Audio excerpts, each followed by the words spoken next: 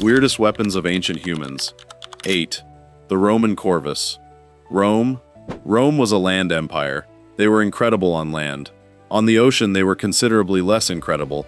When they went to war against Carthage in 260 BC, their navy kept losing embarrassingly to the Carthaginian fleet because Carthaginian sailors were simply better. So Rome did what Rome always did. They refused to fight on the enemy's terms, and instead invented something completely insane. The Corvus was a massive spiked boarding bridge, mounted on a pole on the front of Roman ships. When an enemy ship came close enough, Romans would drop the Corvus directly onto the enemy deck. The spike would embed into the wood and lock the two ships together. Then Roman soldiers would charge across the bridge and turn a naval battle into a land battle on the surface of the ocean. Rome went from losing at sea to winning almost every naval engagement almost immediately. It was so effective that historians believe Carthage never fully developed a counter to it. Rome essentially said, "We don't know how to sail, so we will just bring the ground with us." And it worked completely. 7. Medieval bee bombs. Various civilizations, multiple ancient civilizations, independently arrived at the same conclusion. Put bees in a container, throw container at enemy, win. The Romans did it, the Greeks did it, Vikings reportedly did it, medieval European armies did it. Ceramic pots filled with active beehives were thrown by catapult into enemy fortifications or enemy ships. The pots shattered on impact and released thousands of extremely angry bees into an enclosed space full of soldiers wearing heavy armor with no way to run. There are historical accounts of sieges being broken specifically because of bee bombs, castle defenders throwing hives onto attackers trying to scale the walls, naval battles turning when bee pots landed on enemy ship decks. The most impressive part is that multiple civilizations with no contact with each other all separately looked at a beehive and had the exact same thought. It suggests that at some point every ancient military mind on Earth went through a phase of considering bees as a weapon, and several of them followed through. With 6. The Chu Ko Nu, ancient China. The repeating crossbow sounds like something that should not have existed in ancient China. It very much did. The Chu Ko Nu was a crossbow that could fire 10 bolts in 15 seconds. In the 4th century BC, it used a magazine system mounted on top that automatically loaded the next bolt as the shooter worked the lever action. One smooth motion both cocked the bow and loaded the next projectile simultaneously. Individual bolts were not powerful enough to penetrate heavy armor. The solution was to cover the tips in poison. An entire unit of soldiers carrying repeating crossbows and firing poison bolts at 15 seconds per 10 shots was effectively a human machine gun line in 300 BC. The design was so effective that variations of it were still being used in China into the early 20th century. A weapon designed in the 4th century BC remained militarily relevant for over 2,000 years. Most modern weapons become outdated within decades. 5. Roman death disco, the Phalerica. The Phalerica was a javelin, a normal javelin, except the front third of it was wrapped in flaming tar-soaked material and set on fire before being thrown. The point was not just to stab someone. The point was that the tar would not go out when it hit.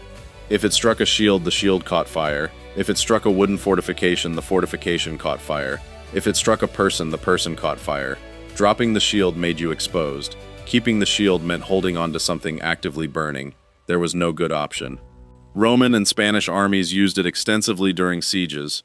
Entire formations would launch waves of burning javelins simultaneously into enemy lines.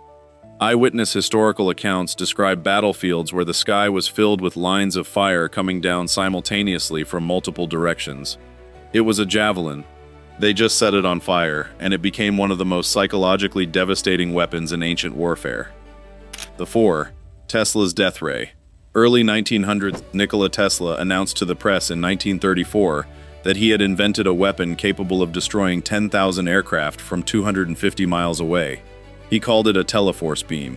Newspapers immediately called it a death ray. Tesla claimed the weapon fired concentrated particles through the air with enough force to bring down entire fleets of planes before they reached a country's borders. He offered the design to multiple governments, including the United States, Britain, Canada, and the Soviet Union. The US government showed almost no interest. The Soviet Union paid him $25,000 for the plans. When Tesla died in 1943, FBI agents immediately seized all his papers and belongings from his hotel room. The official government position was that nothing of value was found. The papers were classified anyway. The Soviet Union never publicly confirmed or denied what they did with the plans they purchased. Whether the weapon actually worked has never been confirmed or denied by any government that received the designs. Tesla's death ray remains officially unverified, and the files from his hotel room remain partially classified to this day. 3. Handheld Greek shields with mirrors. Ancient Greece during the Persian Wars. Greek soldiers discovered that their bronze shields, when polished to a high shine and angled correctly, could reflect concentrated sunlight directly into the eyes of enemy soldiers and blind them temporarily during combat. This sounds minor until you consider the scale. A formation of soldiers all simultaneously angling polished shields to reflect sunlight into an advancing enemy line would produce a wall of blinding light moving across the battlefield. Soldiers who couldn't see couldn't fight effectively, couldn't aim projectiles, and panicked in formation. Archimedes reportedly took this concept significantly further and designed large-scale mirror arrays that could concentrate sunlight enough to set enemy ships on fire from the shore. Historians have argued about whether this actually worked for centuries. In 1973, a Greek scientist named Ioannis Sakkas lined up 70 Greek sailors, each holding a mirror, and focused the combined reflection on a wooden boat 160 feet away. It caught fire in seconds.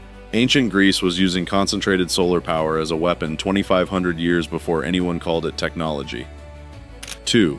The Khanda. India. Most swords are designed for one or two fighting techniques. The Khanda was designed to do everything simultaneously and aggressively.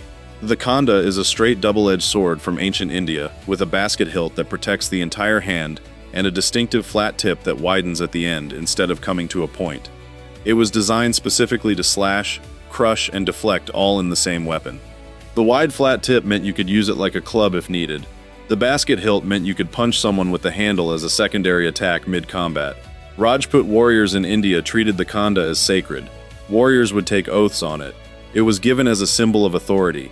Gifting someone a Khanda was considered one of the highest honors one warrior could give another. It was simultaneously a weapon, a religious object, a symbol of political power, and a tool for punching people with the handle. No other weapon in ancient history covered that many functions at once. 1. The atlatl. Prehistoric humans, 30,000 BC. The most effective weapon ever invented by early humans was a stick that threw another stick faster. The atlatl is a spear-throwing device that appears in the archaeological record across every inhabited continent on Earth, dating back at least 30,000 years. It is a simple arm extension that dramatically increases the leverage and therefore the speed at which a spear can be thrown. A spear thrown by hand travels at roughly 50 miles per hour. A spear thrown with an atlatl travels at over 90 miles per hour with significantly more force on impact. Early humans were hunting woolly mammoths with this.